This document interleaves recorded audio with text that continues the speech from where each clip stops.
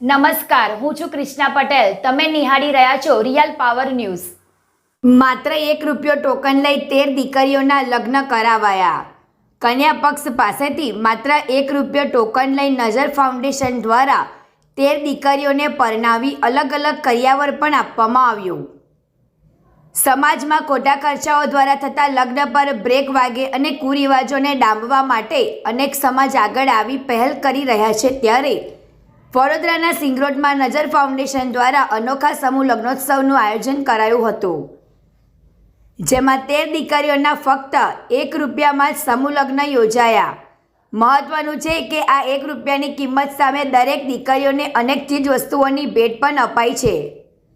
દીકરીઓને આશીર્વાદ આપવા માટે પાદરા વિધાનસભાના ધારાસભ્ય શ્રી ચૈતન્યસિંહ ઝાલા, વાઘોડિયા વિધાનસભાના પૂર્વ ધારાસભ્ય ધર્મેન્દ્રસિંહ વાઘેલા, વડોદરા તાલુકા પંચાયત પ્રમુખ અંકિતાબેન પરમાર, તાલુકા પંચાયત પૂર્વ કારોબારી ચેરમેન બીરેનભાઈ પટેલ સહિતના દાતાઓ ઉપસ્થિત રહ્યા હતા. આજના જમાનામાં લોકો દેખાદેખીમાં લગ્ન પ્રસંગોમાં લાખો રૂપિયા વાપરી નાખે છે, ત્યારે સમૂહ લગ્ન સામાન્ય અને મધ્યમ વર્ગના માતા પિતા પણ સમૂહ લગ્નમાં આવી રીતે પોતાની દીકરીના લગ્ન કરી શકે છે. સાથે જ કરિયાવરમાં જીવન જરૂરિયાતની નાનામાં નાની વસ્તુથી લઈ તમામ મોટી ભેટ કરિયાવરની આપવામાં આવી છે. હર્ષ પટેલનો report, real power news, Vadodara. આજરોજ સિંધરોડ ચોકારીપુરામાં એવો ભવ્ય સમૂહ લગ્નનું આયોજન ગોઠવવામાં આવ્યું છે. એક નરેશભાઈ છે અને નજર ફાઉન્ડેશન તરફથી એવી મહેનત કરી અને એવું સમૂહ લગ્નનું આયોજન કરું.